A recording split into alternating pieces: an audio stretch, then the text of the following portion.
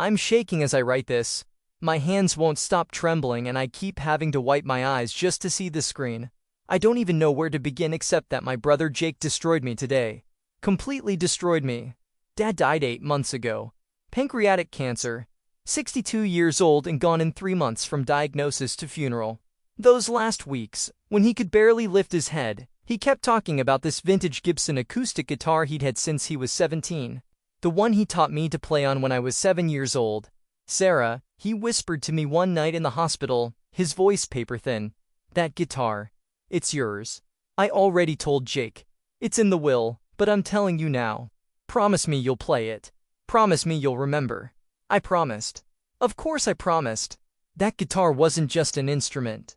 It was every Sunday morning lesson. Every time he'd pick it up after a bad day at work and strum away his stress. Every lullaby he played when I couldn't sleep as a kid. It was him. The funeral was a blur. Jake handled everything because I was useless, just crying in corners and barely able to function. He said he'd take care of Dad's things, sort through the house, handle the estate stuff. I was grateful. My big brother, taking care of everything while I teleport. 3 weeks ago, Jake moved into Dad's house. Said it made financial sense, that someone should live there instead of letting it sit empty. I thought it was sweet, actually. Jake keeping Dad's memory alive in that little blue house on Maple Street. I wanted to visit. Wanted to sit in Dad's chair, smell his cologne still lingering in the closets, and most importantly, I wanted to hold that guitar. Touch the worn frets where his fingers had pressed for 45 years. But Jake kept making excuses. The house is a mess, Sarah. Give me a few more weeks to sort things out. I'm renovating the music room. Dust everywhere. You wouldn't want to see it like this. Maybe next month when I get settled. Next month. Always next month. Today I drove over there anyway. I couldn't wait anymore. I needed to feel close to Dad, and that guitar was the only bridge I had left to him. Jake's car wasn't in the driveway, so I used the spare key Dad always kept under the ceramic frog by the front steps. The house felt wrong the moment I walked in. Empty. Not just quiet, but hollow. Like someone had sucked the soul out of it. Dad's furniture was mostly gone. His books, his records, his coffee mugs with the stupid puns he loved. All of it, just gone. I ran to the music room. The room was completely bare. Not just clean. Bare. No guitar stand. No music sheets scattered on the desk. No amplifier in the corner. Nothing. That's when I saw it. A business card on the windowsill. Premier Estate Sales, we buy collections. A phone number. A date from 6 weeks ago. 6 weeks ago. 2 weeks after the funeral. I called the number with hands I couldn't control. A pleasant woman answered, very professional. Oh yes, the Mitchell collection. Beautiful pieces. That 1965 Gibson J45 was the crown jewel. Sold to a private collector in Nashville for $8,500. Your brother seemed very knowledgeable about vintage guitars. $8,500. My knees gave out. I sat on the floor of that empty room and sobbed until no sound came out. Jake sold it. While I was drowning in grief, while I was trusting him to protect Dad's memory, he was calling the state sale companies and auctioning off the last piece of my father I had left. The woman on the phone kept talking, but I couldn't hear her anymore. Something about how rare that particular year was, how well maintained it was, how the buyer was thrilled to add it to his collection.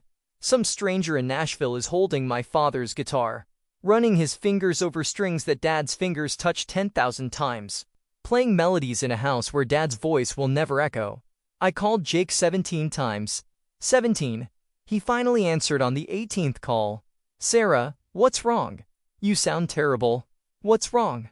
What's wrong? Where is Dad's guitar, Jake? Silence. The kind of silence that confirms your worst nightmare.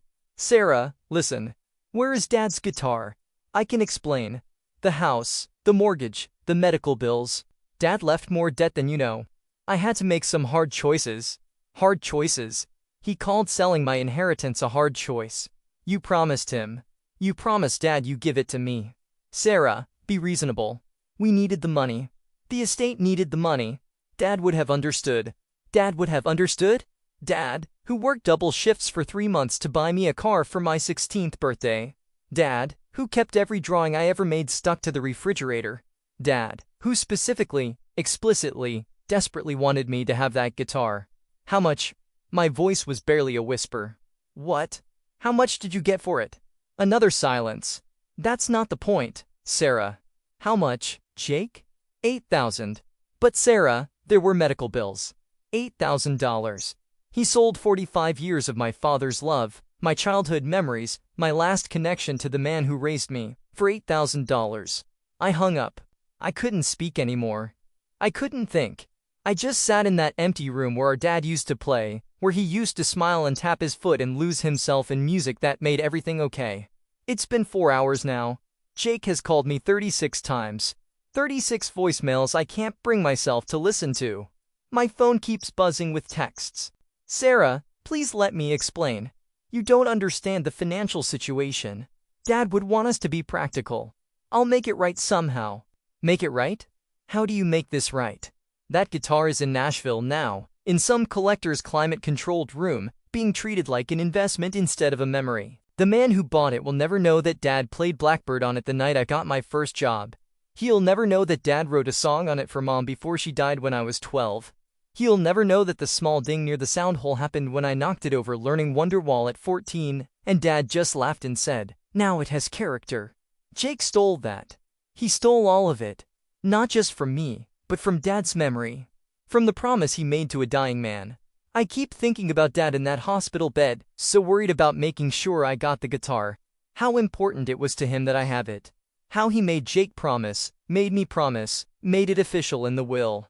Jake looked our dying father in the eye and lied to him.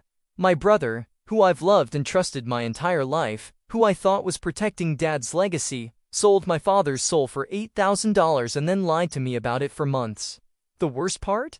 I think I always knew. Deep down, I think I knew something was wrong when he kept making excuses. When he wouldn't let me visit. When he moved in so quickly.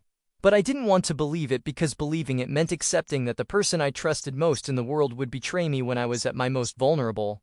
I trusted him with everything, and he took everything. Now I'm sitting in my apartment, holding a photo of Dad with his guitar, and I can't stop crying. Not just for the guitar, but for Jake. For the brother I thought I had. For the family I thought we were. Some things, once broken, can never be fixed. Some betrayals are too deep, too calculated, too cruel to ever forgive. I don't know what comes next, but I know one thing for certain. The man who raised me is gone, and so is the brother I grew up with. The guitar was just wood and strings, but it was also love and memory and promise. Jake didn't just sell an instrument. He sold the last piece of my father I could hold, and with it, he sold any chance we had of being family again. It's been 2 weeks since I found out. 2 weeks of Jake blowing up my phone, showing up at my apartment, leaving flowers and letters and pathetic attempts at explanations. 2 weeks of me ignoring every single one. But ignoring Jake didn't make the pain go away. It made it worse. Because now I had to face the question that was eating me alive. Was there any way to get Dad's guitar back? I called the estate sale company again. Spoke to Margaret, the same woman who cheerfully told me about the crown jewel of Dad's collection. This time, I explained everything. About Dad's will. About his deathbed promise. About how Jake had no right to sell it. "Oh honey," she said, and I could hear the genuine sympathy in her voice. "I'm so sorry, but we can't reverse a sale like this. Your brother provided all the proper documentation. Death certificate, estate papers, power of attorney. Everything was legal. Legal. Of course it was legal. Jake had made sure of that. But what if I offered to buy it back? What if I paid more than what the buyer paid?" A pause. I can reach out to the buyer, but collectors like Mr. Henderson, they don't usually sell pieces they've just acquired. Especially not vintage Gibsons in that condition. Mr. Henderson. Now the guitar thief had a name. She took my information anyway, promised to make some calls. I hung up knowing it was hopeless, but I had to try. I had to do something other than just sit in my grief and rage. That's when I made my first mistake. I posted about it on Facebook. Not the whole story. Just a simple post. Does anyone know how to contact guitar collectors in Nashville? Trying to track down a family heirloom that was sold by mistake. Within an hour, my cousin Emma had commented, "What family heirloom? What happened?" Then my Aunt Linda, "Is everything okay, honey?" Then Jake's ex-girlfriend Melissa, "Wait, is this about your dad's guitar? Jake told me he was keeping it safe for you." And suddenly, everyone wanted to know what was going on.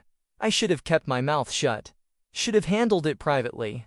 But I was so angry, so desperate, and frankly, so tired of protecting Jake's reputation while I suffered in silence. So I told them. All of it. The comments exploded. 63 comments in 2 hours. Family members I hadn't heard from in years suddenly weighing in. Friends from high school expressing shock and sympathy. People sharing their own stories about family betrayals and stolen inheritances.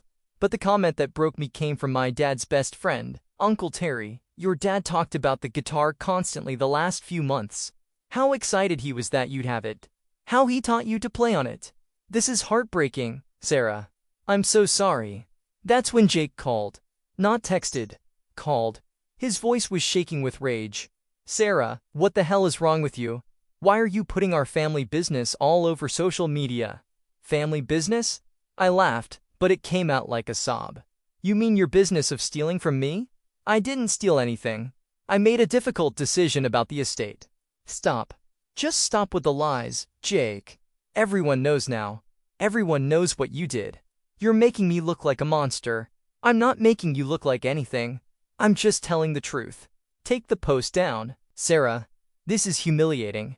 Humiliating. He was worried about being humiliated. You want to talk about humiliation? Try finding out your brother sold your dying father's final gift while you were trusting him to take care of everything. Try calling strangers and begging them to help you get back the last thing you had left of your dad. I'll pay you back. I'll pay you the full 8,000. It's not about the money. I screamed. It was never about the money. It was Dad's. It was supposed to be mine. You can't just try to check and fix this. He hung up on me. 2 hours later, Aunt Linda called. Then Uncle Terry. Then my cousin David. All of them asking the same questions. Was this really what happened?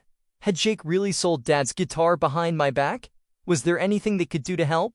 The family was taking sides, and it wasn't close. Everyone remembered how important that guitar was to Dad. Everyone remembered him talking about teaching me to play, about wanting me to have it. Jake's own mother, my Aunt Carol, called me crying. Sarah, honey, I had no idea. Jake told me he was handling your dad's estate responsibly. He never said anything about the guitar. If I'd known. He lied to everyone, Aunt Carol. Not just me. I'm going to talk to him. This is not okay. This is not how we raised him. But the call that really got to me came from my dad's neighbor, Mrs. Patterson. She was 83 years old and had lived next to Dad for 20 years. Sarah, dear, I saw your post through my granddaughter's account. I just wanted you to know. Your father came over about a month before he passed. He was so excited, talking about how you were going to get his guitar. He even brought it over to show me some new strings he put on it, said he wanted it to be perfect for you. He loved you so much, honey. I cried for an hour after that call. The Facebook post kept growing. Friends were sharing it. People were messaging me privately with support, with similar stories, with offers to help track down the guitar. But then the negative comments started. Family drama should stay private. There are always two sides to a story. Maybe Jake had bills to pay that Sarah doesn't know about. Jake's friend, defending him, making excuses, acting like I was the problem for being upset that my inheritance was stolen. The worst comment came from Jake's girlfriend, Amanda. Sarah, I know you're hurting, but Jake was trying to handle an impossible situation. Your dad left a lot of debt. Maybe instead of attacking Jake publicly, you should be thanking him for dealing with all the hard stuff while you grieved. Thanking him. For stealing from me. For lying to me. For breaking a promise to our dying father. I started getting messages from people in Nashville. Musicians, collectors, people who might know Mr. Henderson. A whole network of strangers trying to help me track down my father's guitar. One message stood out. From a woman named Kelly who managed an estate sale company in Nashville. I know Henderson. He's difficult. But I might be able to reach out. No promises, but I can try. For the first time in weeks, I felt a tiny spark of hope. But that spark died when Jake showed up at my apartment that night. He looked terrible. Unshaven, eyes red, wearing the same clothes I'd seen him in 3 days earlier. Sarah, please. We need to talk. I almost didn't let him in. But part of me, the part that still remembered growing up with him, that still loved the brother he used to be, opened the door. The whole family thinks I'm a monster, he said, slumping onto my couch. Are you? I'm not. Sarah, you have to understand. Dad left 60,000 in medical debt. 60,000. The house has a mortgage. There were credit cards, car payments, funeral costs. I've been drowning trying to handle all of it. So you sold my guitar? I sold everything, Sarah. Not just the guitar. His coin collection, his tools, his books. Everything valuable had to go. But the guitar was specifically mine. Dad's will. The will said you get the guitar if the estate can afford it. That's the exact wording, Sarah. I looked it up. If there are debts, things can be sold to cover them. I stared at him. You're lying. I'm not lying. Ask the lawyer. Ask anyone. But I could see it in his eyes. The same look he'd had when we were kids and he'd eaten my Halloween candy then sworn he hadn't. The same look when he'd borrowed my car and put a dent in it then claimed it was already there. He was lying. Get out, I whispered. Sarah, get out of my apartment. Get out of my life. I'm your brother. No, I said, and I meant it with every broken piece of my heart. My brother died the day you sold Dad's guitar. I don't know who you are. He left. Finally, he left. But the damage was done.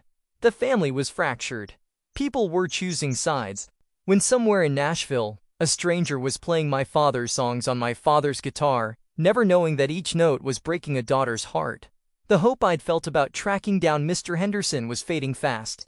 Even if I found him, even if I could convince him to sell it back, how could I afford it? Jake was right about one thing. I didn't have $8,000 flying around. I was losing everything.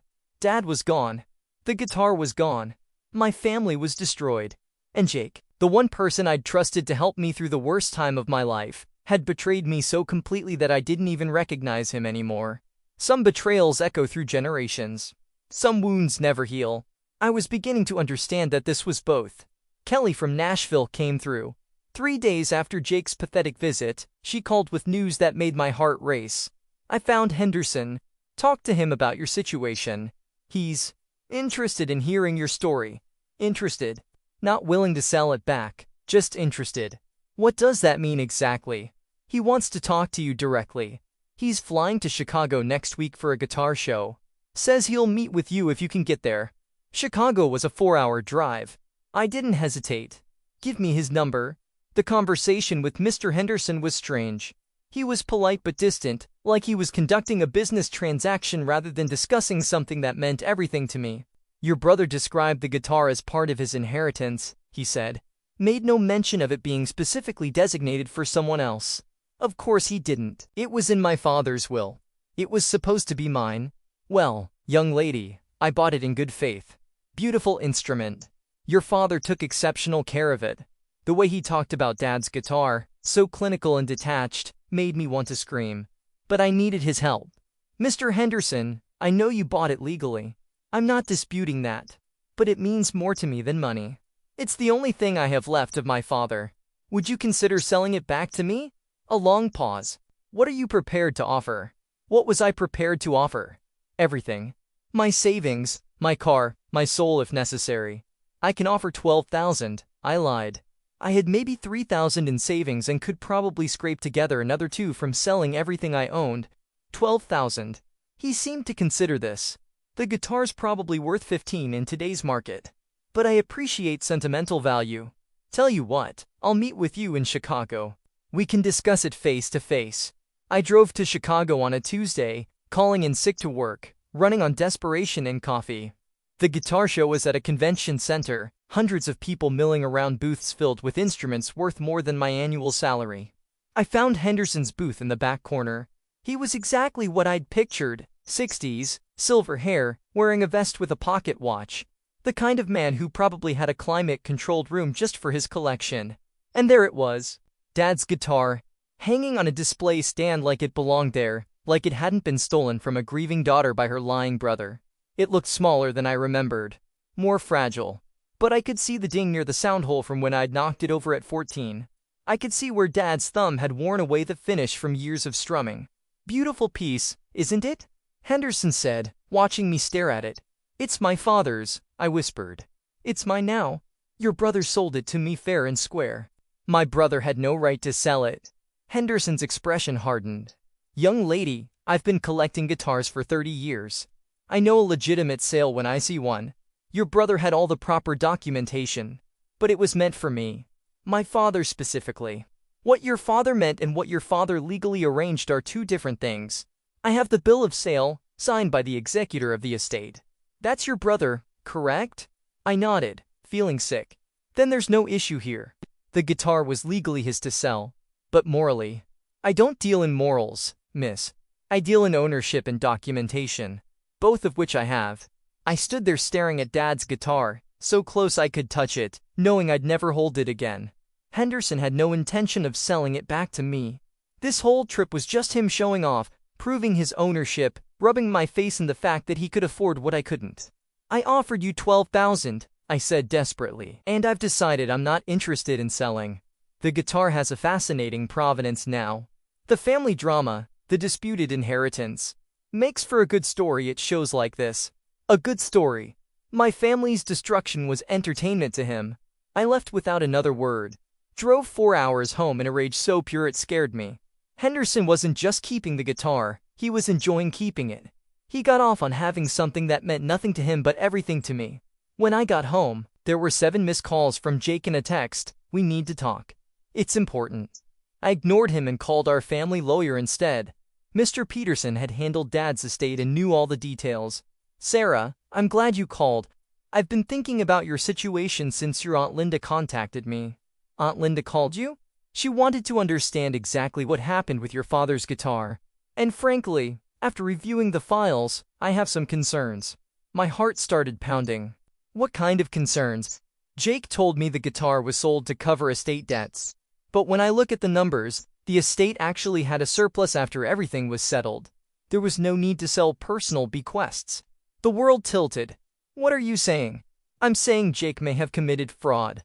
He had the legal right to sell estate property to cover debts, but there were no debts that required selling your father's specific bequest to you. Fraud. Jake hadn't just betrayed me. He'd committed an actual crime. What can we do?" "Well, that depends. Do you want to press charges against your brother? Did I want to press charges against Jake? Did I want to destroy what was left of our family completely? Did I want to drag this through courts and lawyers and public records? Yes. God help me, yes I did. I need to think about it, I told Peterson. But can you send me all the documentation?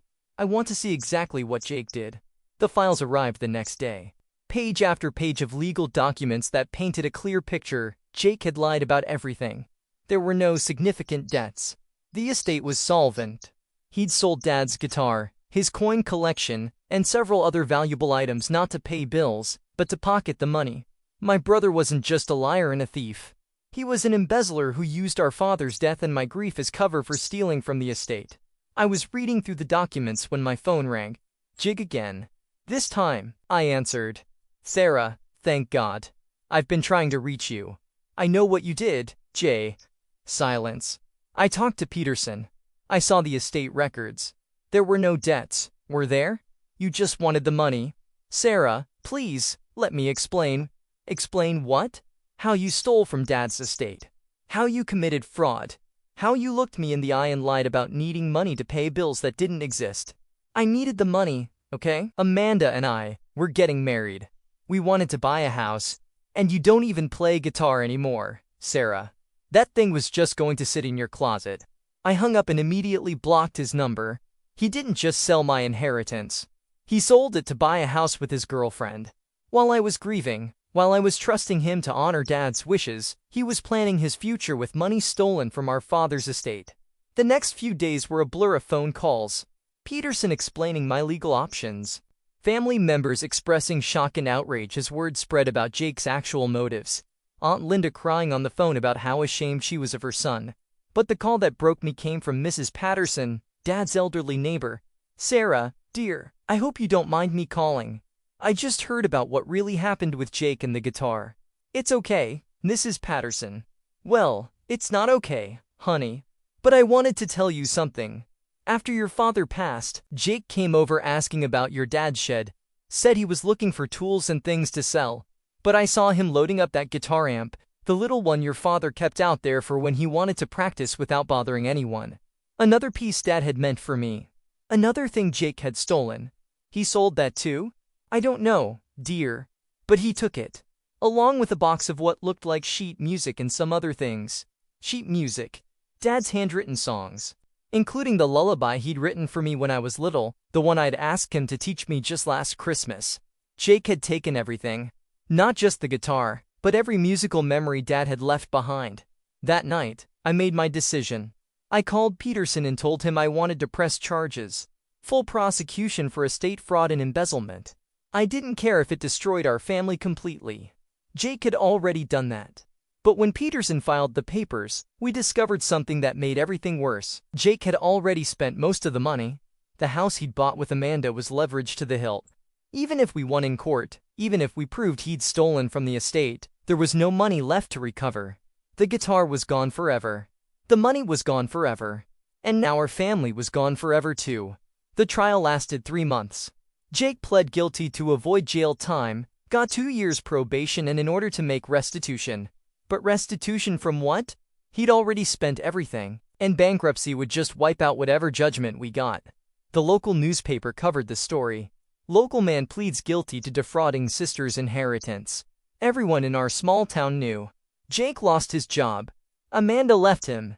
He had to sell the house anyway. But none of that brought back Dad's guitar. I see Jake sometimes, around town. He looks older, defeated. Part of me feels sorry for him. But mostly I just feel empty. He destroyed everything that mattered for money he couldn't even keep. The last time I saw him was at the grocery store 6 months ago. He tried to approach me, tried to say something, but I just walked away. There's nothing left to say. No apology big enough, no explanation adequate, no way to undo what he did. Sometimes people ask me if I've forgiven him, if time has healed the wound, if families should stick together no matter what. They don't understand. This wasn't just about a guitar. It was about trust, promises, and a dying father's last wish. It was about Jake looking me in the eye while I grieved and lying about everything. It was about him selling my memories to strangers for money he couldn't even manage to keep. You can't forgive someone who isn't truly sorry. And Jake isn't sorry for what he did to me or to Dad's memory. He's only sorry he got caught. I still check guitar auction sites sometimes, hoping maybe Henderson will sell it, hoping I'll get another chance. But I know I won't. Some things, once lost, stay lost forever. I learned to play on a different guitar now. A cheaper one, but it's mine. Sometimes I play Dad's favorite songs and try to remember his voice, his hands guiding mine on the frets. But it's not the same. It will never be the same. The saddest part isn't even losing the guitar. It's losing the brother I thought I had. It's realizing that while I was mourning our father, Jake was calculating how much he could get for the things Dad loved most. Some betrayals are so deep, so calculated, so cruel that they change the shape of your entire life. They teach you that the people you trust most are capable of hurting you in ways you never imagined possible. I have no family left now. Dad is gone. Jake is dead to me. The guitar that was supposed to connect us across generations is gathering dust in some collector's vault, another trophy with no soul. But I learned something important. When someone shows you who they really are, believe them the first time. I just wish I'd learned it before my brother sold the last song my father left me.